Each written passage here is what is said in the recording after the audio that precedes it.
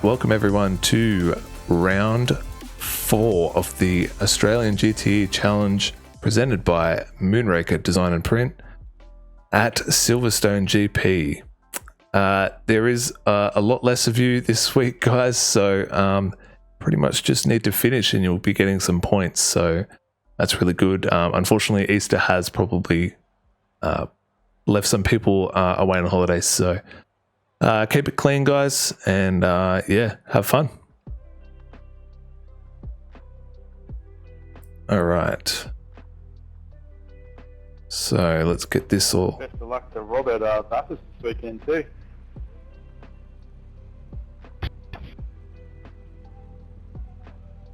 Yeah, if anyone wants to watch Rob, I believe it'll be on Stan Sport, so you can watch it live there.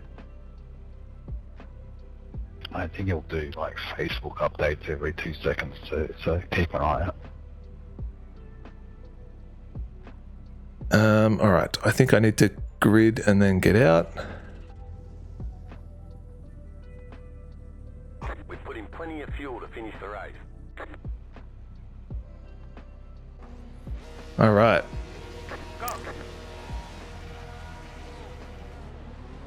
And looks like a really good start from Telford there. Gets the inside line. Mitch Brown goes into third spot.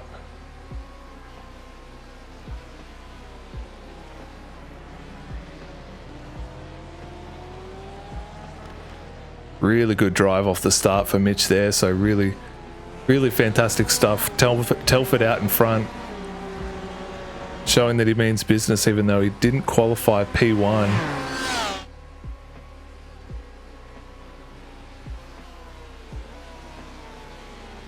See if there's a further back camera here so we can see a little bit more of the field. And looks like Ray's all over the back of Chris here, so that should be a pretty good fight.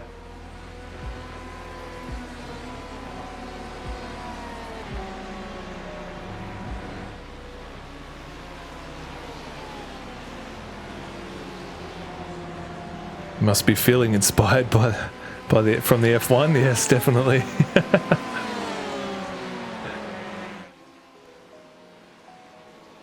Out in front, Telford, followed closely by Craig Edwards. Mitch Brown in a comfortable P3, followed by Chris Barnes, Ray Oliver, Jack Swampole, Matthew Broome, and Scott Stevens round out the top 8.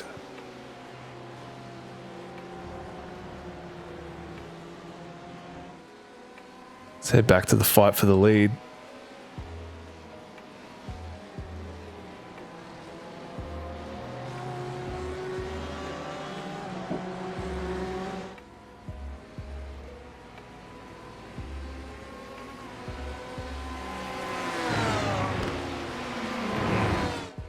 A lot of pressure on Telford here. Not to put the commentator's curse on him. Let's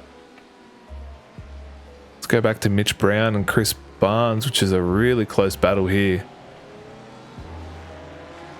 Mitch Brown, Chris Barnes and Ray Oliver, all three of them, and Jack Swampole, all right on each other, so should be good racing for the mid-pack.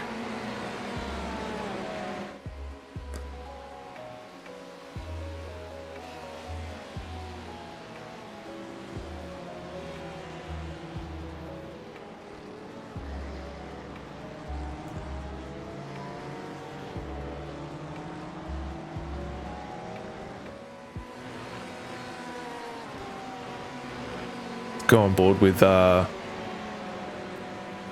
Swampole here, back of the mid-pack paddle. Obviously pushing really hard here to try and keep in that toe, which is really important down the Hangar Straight.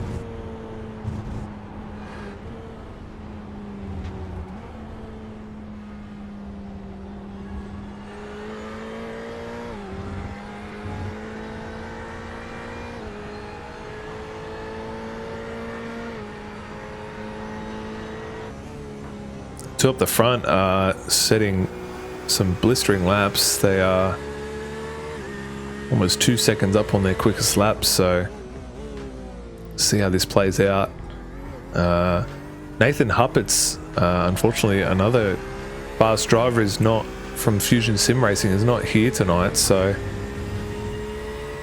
Craig Edwards doing it solo, trying to battle for the lead. So this is valuable for these two guys because this means that they get all of the points, and Nathan unfortunately won't get anything this week. So really good to make both the driver and the team championship quite interesting, because Mitch Brown is in 3rd position here. So that is Moonraker Design and Print Moonraker Motorsports 1 and 3.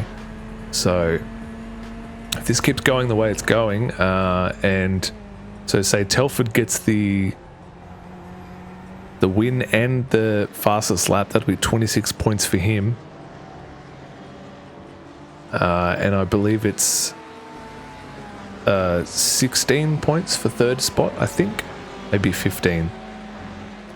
So Mitch will be wanting to hang on to this one for sure. And Chris is right on his tail.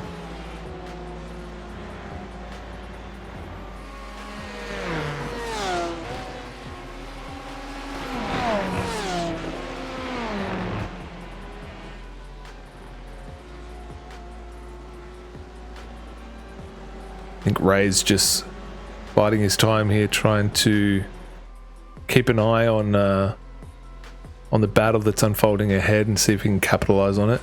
Probably hanging back there, saving a little bit of fuel, trying not too hard to be too crazy.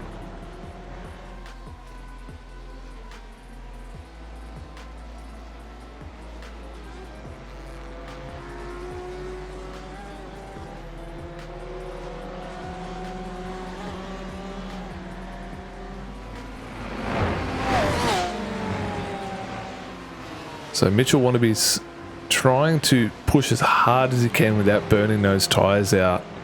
Try and get away from these two, because at the moment they're really going to try fuel save. We all know that Ferrari is much better at fuel management than the other cars in the field. So him being up behind someone is going to give him an even more of an advantage. So Mitch needs to do everything he can here.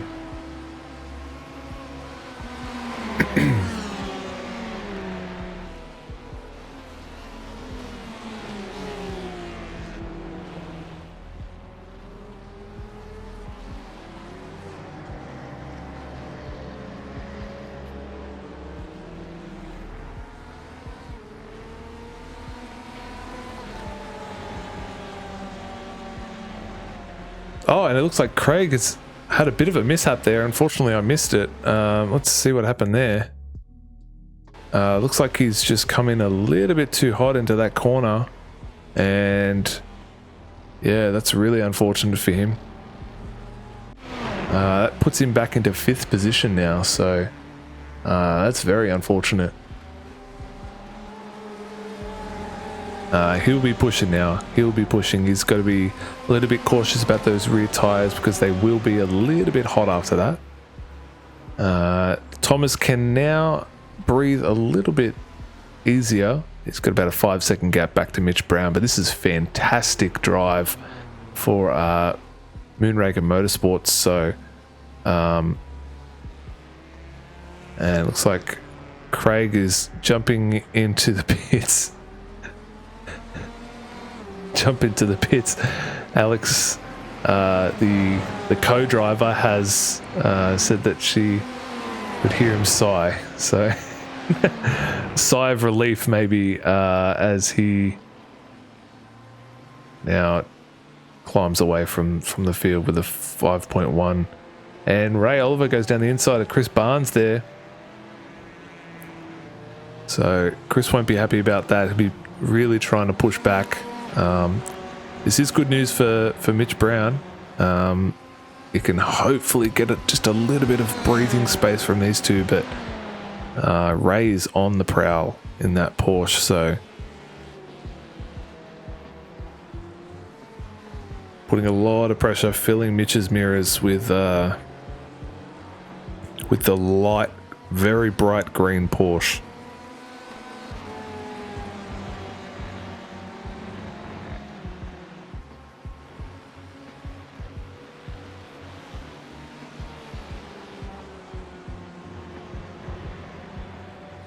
Running right out as far as they can on that ripple strip without getting the off track. So Mitch up 2 positions off the start, so really good job from him.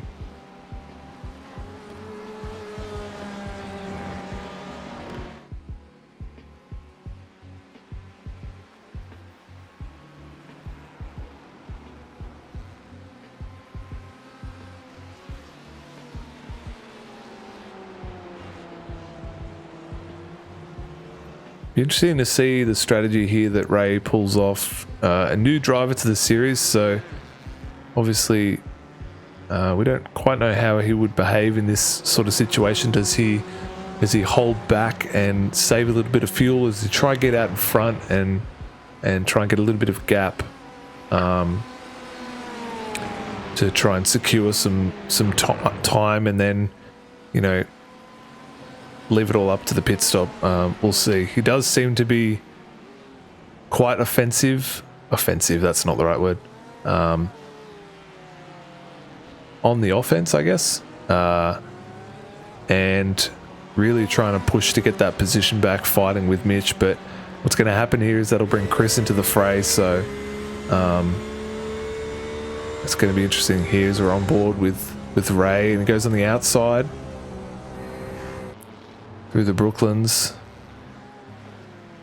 It's all over the tail of Mitch Brown, but that has closed the gap for Chris as well. These two fighting is slowly giving Chris the chance to creep up on the back and stay in the draft.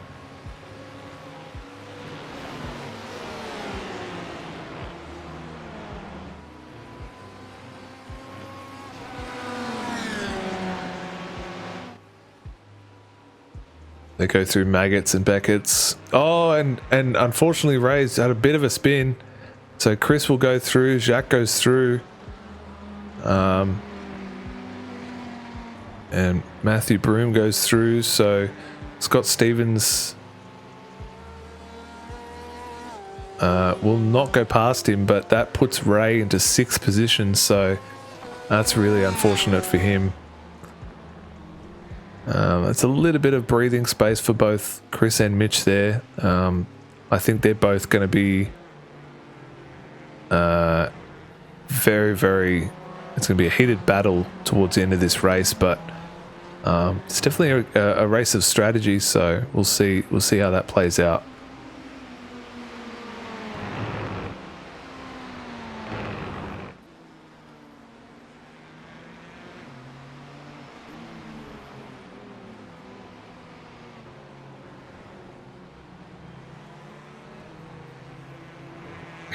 All right, we're going to have a special guest in the commentary box, Mr. Thomas Bryden himself. Hello, mate. Oh, hang on.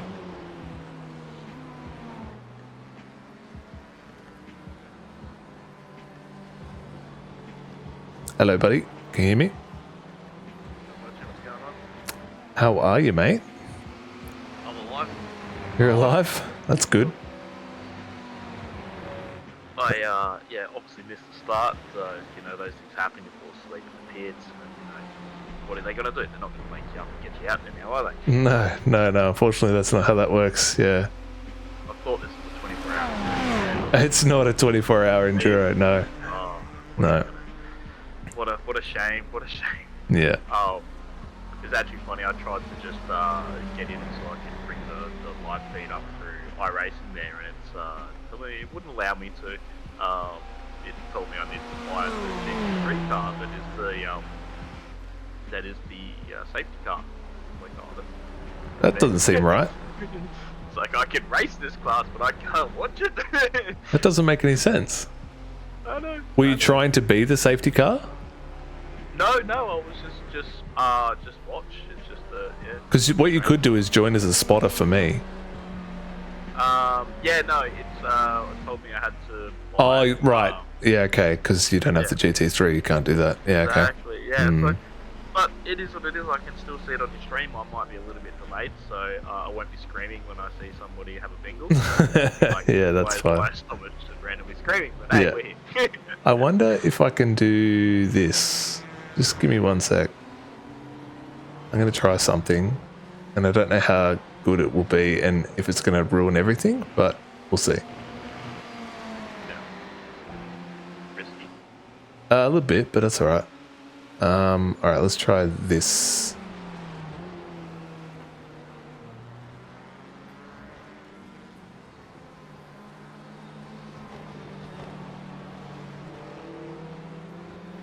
All right. This might break everything, but can you see that? I'm looking in Discord, I'm assuming. Yeah. I don't quite know where you see that, but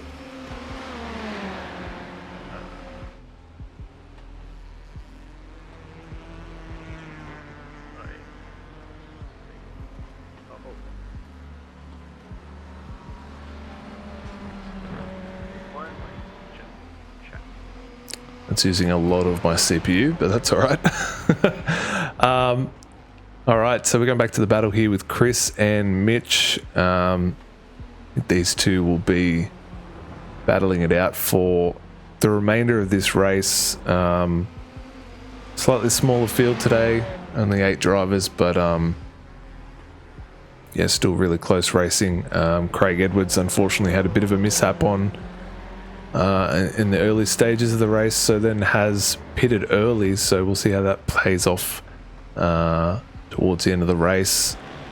Telford comfortably out in front with a 7.6 second lead to Mitch Brown, so really good points for Moonraker Motorsport here.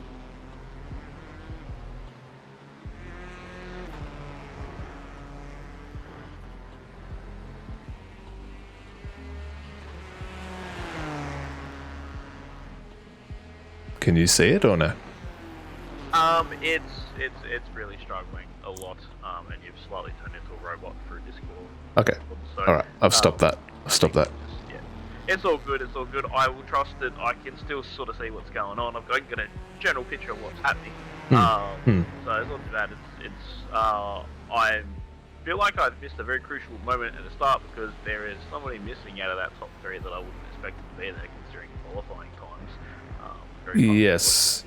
Yeah, Craig Edwards unfortunately had a little bit of a lock-up coming into the last S's, the last sort of chicane, and yeah, unfortunately lost probably 4 or 5 spots. He was in P2, and then he has pitted early, so we'll see how that plays out. But yeah, it's going to be interesting. Yeah, that's going to be very interesting to see how that plays off towards the end of the race because he definitely had a lot of speed there in qualifying. As I awoke from the depths of deep sleep, I was looking at that and thinking, wow, that's relatively impressive. Yeah. It's funny, you know, that last chicane, we come around to pit straight there, is actually one of the most, oh my Jesus. Yes, he's definitely launched that. That's one for the highlights for sure. That was all 4 wheels off the ground there. So I can imagine him driving with a small moment of. Yes, I think he understands this isn't rallycross. Wow, that was. He's quite lucky he got away with it. He is. That's a dangerous place to be doing that for sure. Yeah. I vaguely remember somebody spinning out on that corner once. Yep. But yeah, that was interesting. But back to Craig, I reckon it's going to be really interesting to watch his pace. I mean, like I'm looking at it now, and was he 4.5 seconds behind Ray? I think it is. Yep. Like interesting just to watch the gap now and how the pace that he holds up. And I tell you what, if Telford makes a few little mistakes here and there. You know, like decides to go into rallycross mode and launch sausage together. At the end of the race could get like really interesting because Craig had serious pace. Like he put it up there, not by like half a point of a tenth or something like that. He had a little bit of pace. And even last night in free practice, he was sort of like, I think it was 6/10 up on Telford. Mind you, they closed the gap today. Telford definitely did a really good job to try and get back on him, but unfortunately he was still not quite there. So did start P2, but Telford got a really good start into turn 1 and took the lead and hasn't shaken from there. So it's gone well for him. It's gone well. Yeah. Be interesting to see for yourself. You know, when you've got pace like obviously straight away from practice, it tends to be that you're just more comfortable to run the race pace. You know, so it'd be interesting to like Telford right there. You know, that was an unforced error, right? Yeah. Like, he knows he needs to put in these laps. Like he's probably looked at that. He's probably realised that Craig's pitted early after the mishap. Yeah, and that's probably a really good thing too, because we're giving him a little bit of clean air, I guess, coming out of the pits. Yeah. Even if we look at Craig's last time, he did a 55.9, so that was almost on par with like some of the fastest laps of the race. So you know he's up there, he's pushing hard. He will not be backing down to the end of this race, I don't think. I definitely think he'll be there or thereabouts. A good little battle happening right here between Chris and Mitch. Yeah, I agree. Chris definitely, I think, has made the safe option to tuck in behind Mitch and hopefully save some fuel.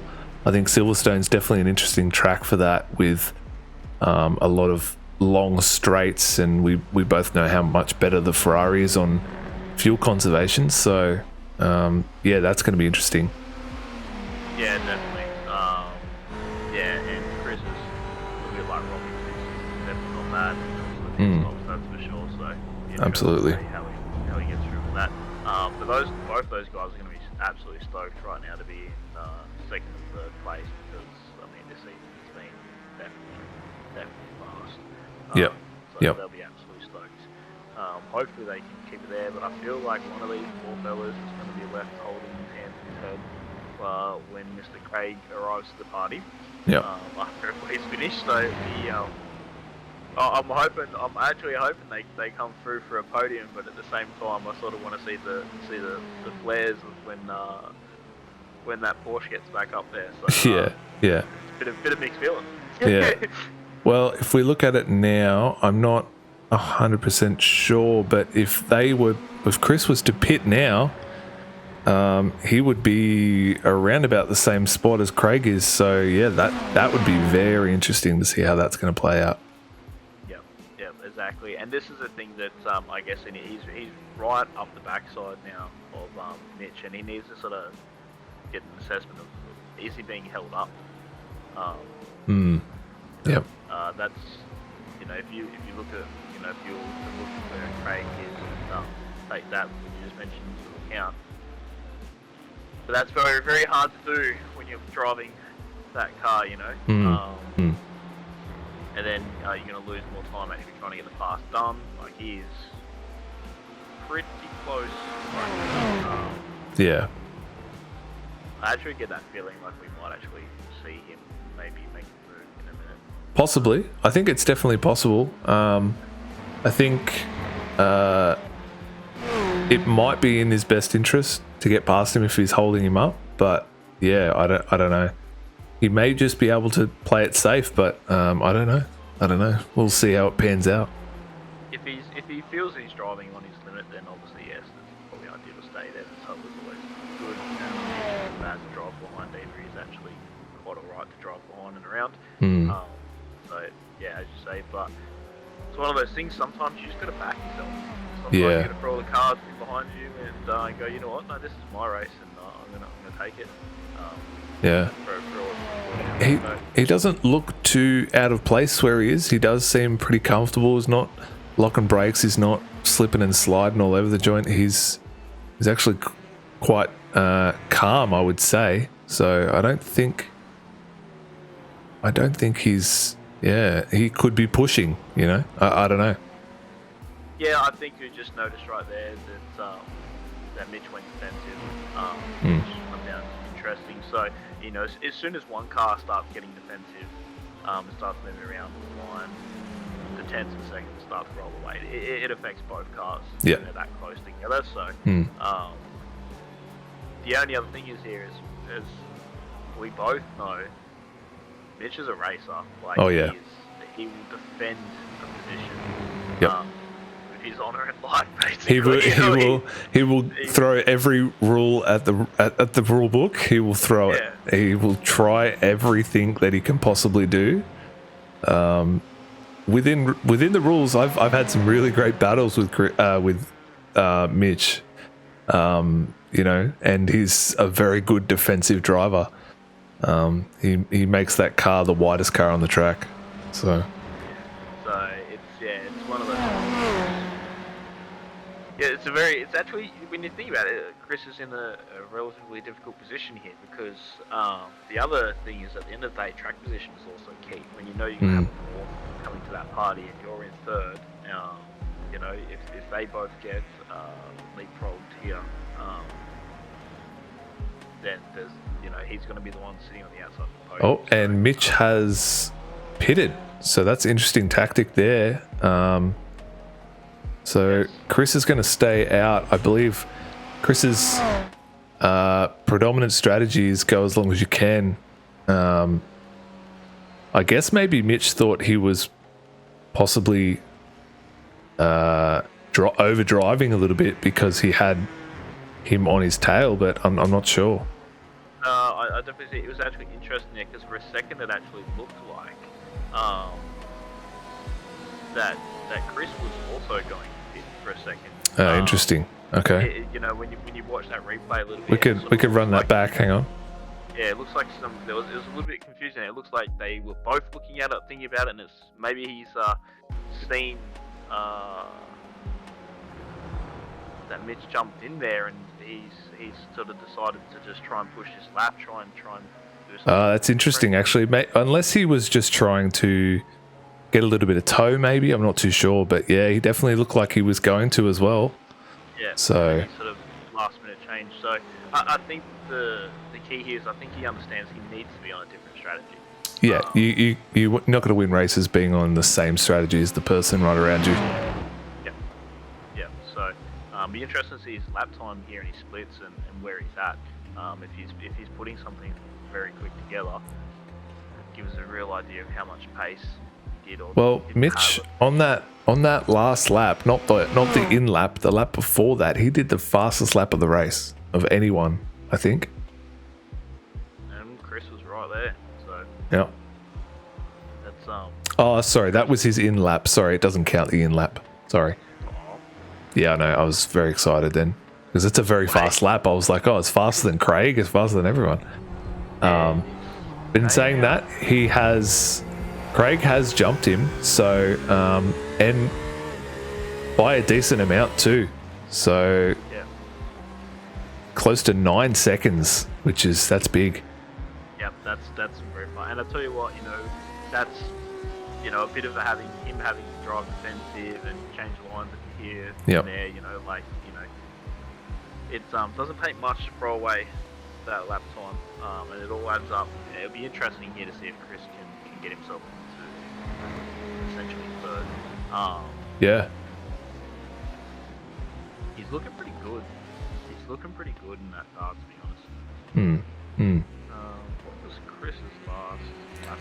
Chris's last lap time was a 57.5, so a little bit slower, but not terrible, and not unreasonable. But in saying that, Craig's last lap was a 56.7, so almost a full second quicker than Chris in that last lap. So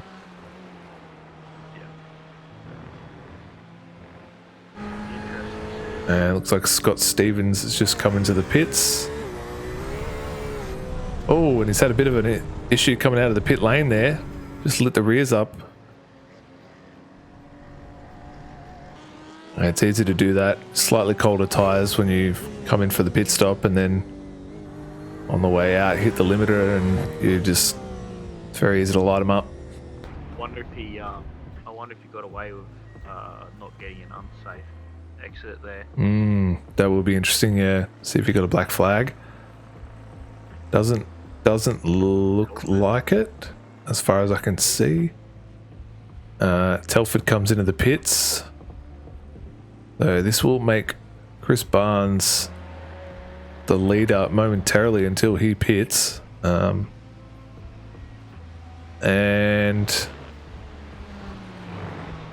who's that? Also in the pits, Matthew Broom as well.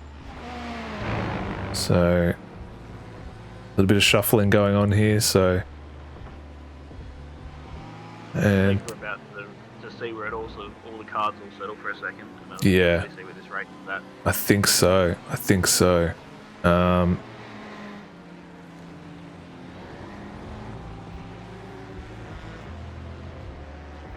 So good pit stop from Mitch, 11.3. Good pit stop from Telford. That was an 11.1 second stop, which is the fastest of anyone. So Telford definitely not mucking around here.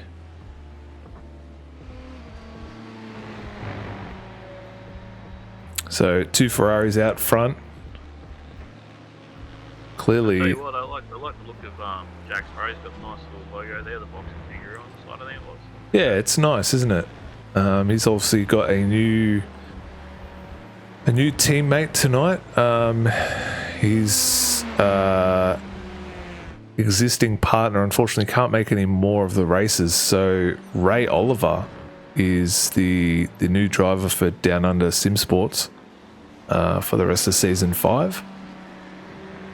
That's nice. He seems to have some decent pace. Yeah, definitely. I think he knows how to drive that Porsche pretty well. So. Well, he needs somebody out that knows how to drive a Porsche.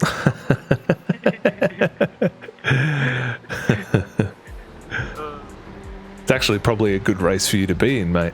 It's only eight people in there. And Jack comes into the pits, and so does Chris Barnes. So this will be interesting here.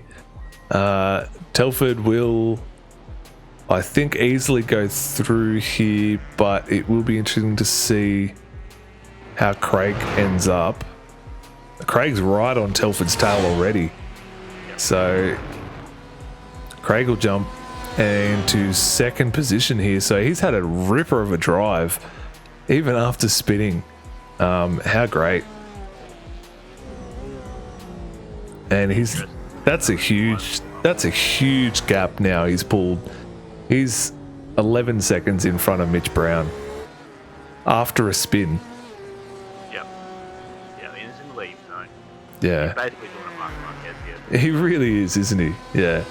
I think what's good about the slight rule change this year, so we have instead of 50% fuel capacity, we have 100% fuel capacity, which means that we still start with 50%, but you can fill up basically at any point in the race. So if you have a spin, you can just sort of, hobble back to the pits, grab your fuel, and you're done. You don't have to pit again for the rest of the race. So you can see that's actually paid off in this instance. So yeah, it definitely keeps you alive when you have some issues. You can utilize that. You don't get forced into a 2-stop, which basically as soon as you do that in a race, it's sort of done, But now it's going to be really interesting to see if he can keep this up and keep this pace and keep this pressure on Telford.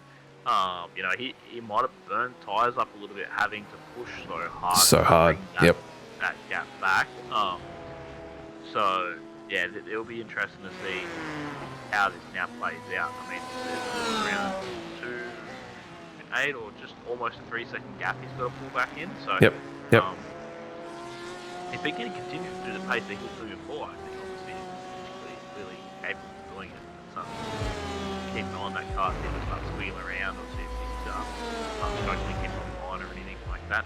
Also his lap times as well. But more importantly, having a look, Chris was not able to get in front of Mitch.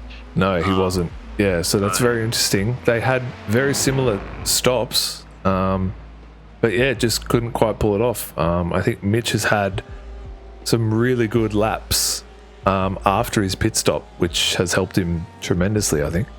Yeah, I think he knew the pressure was on there. It's interesting, might have actually been a situation where Chris was sort of getting that toe, it's sometimes easy to put in those laps when you're behind somebody, use them as your reference point. You can see where they're strong, where they're weak, and you can sort of drive to that sometimes when you're behind somebody. So maybe, Chris is in a situation where he can do the laps behind Mitch, but give him clear air in front, and he's not able to sort of grab that extra couple tenths of a second you need to make it happen. And like Mitch was able to put in some good laps on those tyres coming out of, which the outlap is very important. If you can put on a really fast outlap and you're confident on semi sort of warmish, cool tyres to say, you can easily gain a second or two because you see the pits, they're nice and cautious, nice and easy, and they can drop a second lap quite quickly. So yeah, I think from memory, Mitch did a 2-minute 22 outlap.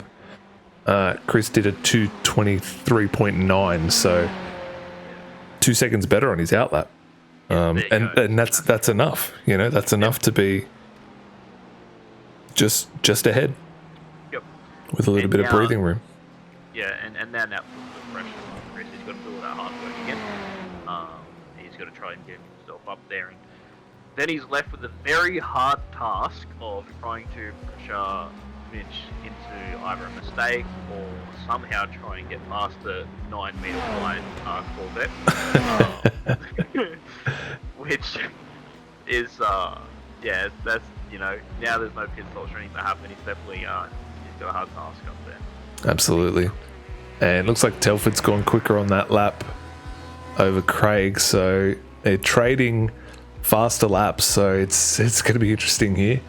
I'm not quite sure what the draft number is. I believe it's about 1 second, so if he gets within that 1 second space, then it'll be a lot harder to shake him. But if Telford can keep this pace up, I don't see him catching him. So yeah, I agree. It might be a simple case that maybe Craig's just used too much of his tyres there. Telford, wasn't using tyres when he was flying through the air, so I think the sausage...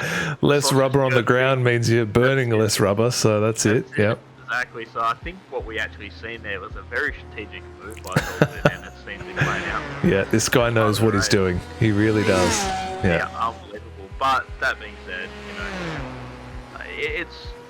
the race is just long enough that I think you do need to consider how your tyres progress throughout the race. I think at the higher end, absolutely. Like when you're talking, you're pushing, you're basically doing qualifying laps almost every lap.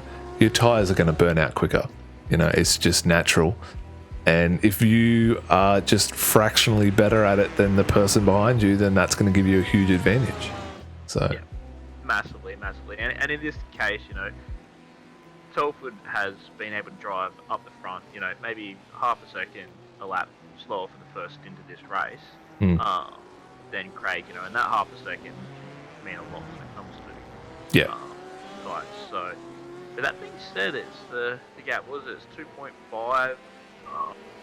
It's just come down to about 2.3 now, so it was at 3 seconds when we started talking about it. So yeah, Craig's not giving up. He's definitely not giving up on this. So yeah, I don't doubt that Telford's got the one lap pace, but like I said before, when Craig has been that strong, if he can get into the zone, he's just going to get within that sort of that 1 second and so on. But then I'll tell you what, getting there is one thing. Exactly. Yep. A little bit of a battle here with Ray Oliver and Matthew Brown. Ray's definitely in in the slipstream of the other Ford in the pack. What that Porsche's got a lot going on there. It's a bit wild, isn't it? Yeah. Yeah. Definitely. What is it? Trying to read a little bit of that, to be honest. Mindset, I believe. I think I'm not sure the brand, but yeah, he's the other Down Under Sim Sports driver for the rest of the season. So he's definitely proved himself. He qualified quite well. It was P3 qualified and had a bit of an issue similar to Craig. He was in between Mitch and Chris, and those three were battling it out, and then unfortunately had a little bit of an issue going into I think it was Magnussen Beckett's, and just had a bit of a spin, and unfortunately hasn't been able to reclaim the same amount that Craig has, but still a really good drive to come back from that. Yeah, you're not telling me another Porsche had a bit of a wheel on the brakes now, are you? Yeah, it seems to be a common occurrence, mate. Common occurrence. It's funny, I don't know, it was you that might have been mentioning that I seem to put a curse on these cars every year. I know I've changed and put into a different car. It seems to be the car that It's not performing. it doesn't perform, or it seems to have a change or something that iRacing make to it. So just a hot tip to anybody that's out there: if you see whatever car I'm driving, Don't drive it. don't drive it. And it looks like Ray's going to try, and unfortunately doesn't quite get it done. But he will be pushing to get that P6 spot. Valuable points for the team. He's pulling to the inside here, but Matthew covers a little bit, and a little bit of a lock up there. Doesn't quite make it work. Good, clean racing though. Yeah. So, nobody's sort of like taking anybody out, which is always good. So you get the newcomer come from period. We've seen a couple here and there, and it's good to see that he's driving this like he's been driving around everybody here for a couple of seasons. Yeah, absolutely. Yeah, it's great to see it. Tell you what, look at that gap at the front though.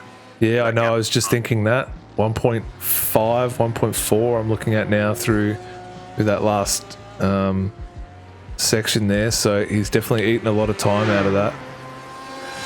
Time is not on his side at the moment. I think he doesn't. There's not too much. I think he's got about 2 laps to go. Yeah, this is. It's close, but I don't know if he can get it done. It's like you said before, he could possibly get there, but can he make it? That's the real question.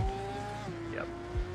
Yeah, I think we need to see if he can pull out at least another half a second on this lap, then okay, I think we might be on for some shenanigans, but unless he can pull that out. Yeah, he took out 3/10 in that last lap, but I'm not sure if he's there for this one, but we'll see, because there are 3 very long straights here, and he's definitely within draft distance, so he might be able to capitalize on that. Tell you what, he's pushing. I can just see just there. He's getting a little bit of movement at the back end of that car. Yep. I tell you what, he needs to get within extreme range of this. And Telford was wide. Have a bit of a moment there, did he? Telford was very wide, yeah, through that fast right-hander. Interest, actually almost maybe slow down wide. It looked like he was very far out. Oh, if he might be in the slipstream here. Possibly, but I don't know. I feel like he would have been gaining on him a little bit more, but it doesn't look like he was. No, he actually lost a tenth or so there. Yeah.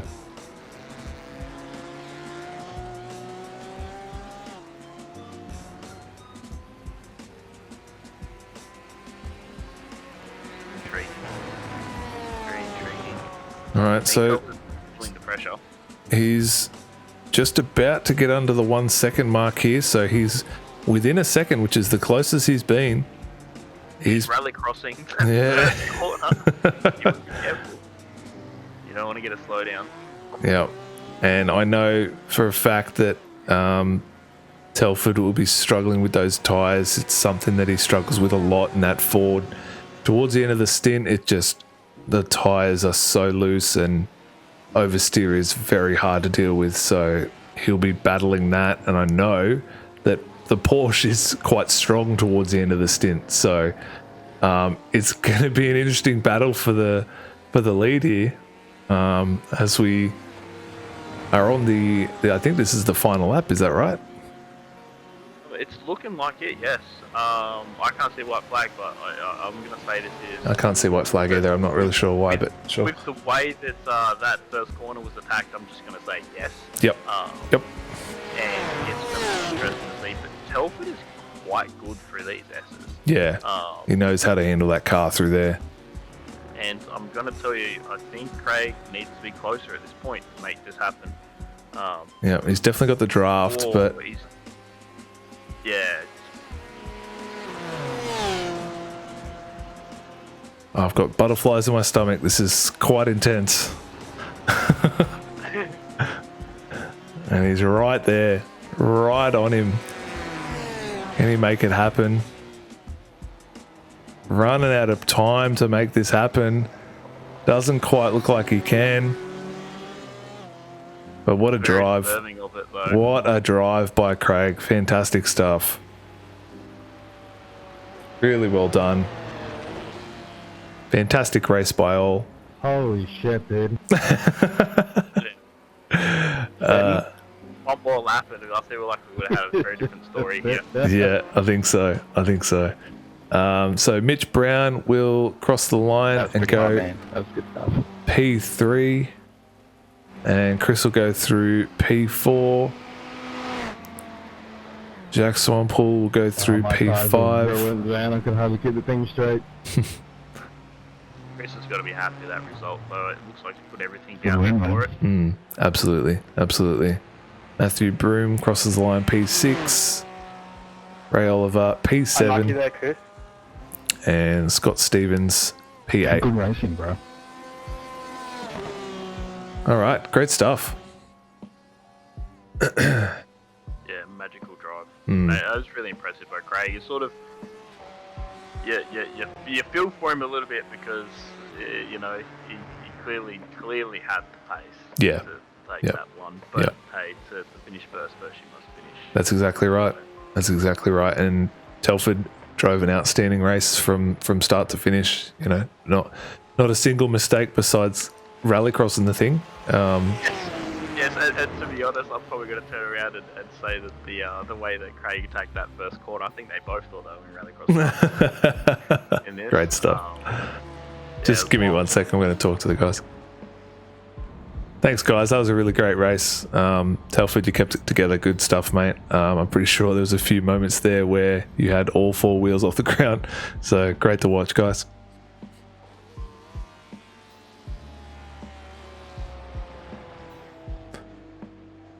Yeah, that was fantastic. I think I need to go back and see if I can find that section where he launched the car. That was great. Yeah, it's definitely even that last lap there from Craig. You could just see the aggression that he had in that first sector. You know, like it was all on. It was how many off traction you throw at me in one corner, I don't care. Yeah, exactly. Yeah. And I think they would have probably been on the limit. Yeah. So Craig was on 16 incident points and Telford was on 15. So both of them right on the edge of the 17 incident points. So that could have been very bad for Craig. Yep. Yeah, he's very lucky. Oh, Telford's trying to do strip sessions. The Moonraker boys. Podium finish for Moonraker boys. That's great stuff. Good to see it. But it is nice to have some competing teams because since Moonraker Motorsports have come in, they've been undefeated. So it's nice to have Fusion Sim Racing in here. In here to to challenge them. It's great. And my love affair with this track Yeah, it was continues. definitely a very, very well done Yeah. strategic move there from some particular people to team up with the Okay. Telford. He went bagged for a couple of seasons, but I remember seeing that announcement and oh no. Yeah. All right. Well, that concludes our coverage of the Australian GTE Challenge. Thank you to my lovely co-host, Mr. Bryden. Maybe we'll see you on the track next time. Maybe set an alarm next time. Yeah, I'll wake up for it. Honest, I swear to God, promise. I won't be late. All right. Thank you, guys. I appreciate it.